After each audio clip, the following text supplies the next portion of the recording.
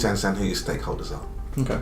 And you've got to recognise that throughout the journey they're going to need different information.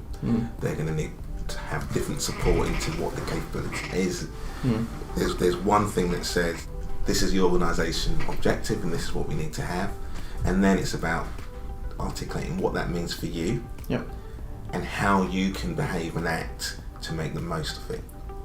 Because, you know, and once everyone understands that and understands where that is in part of the journey, so some people are going to be particularly engaged at the beginning, some people will be particularly engaged at the end. It's about knowing where that is, and implementing the cloud is different from a typical ERP implementation because you get to see the application straight away.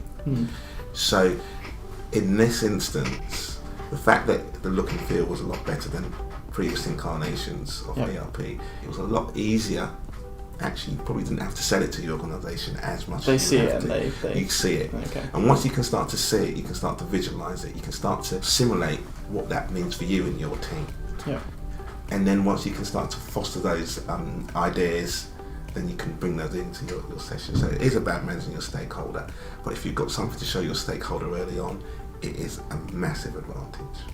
And I think probably focusing on something like, you know, this is how you're going to book your annual leave, because everyone wants to do that. Yeah. If you can do that in a simple, easy way, and you can understand the workflow process that it's going to go through, so you have a rough idea of who signs it off, what the time frame might be, that would be a classic sort of quick win approach to, you know, getting everyone on board. And a key measurable really of the success of the project. You know, I don't know, a percentage of the employees have been through that process and they've engaged with the system.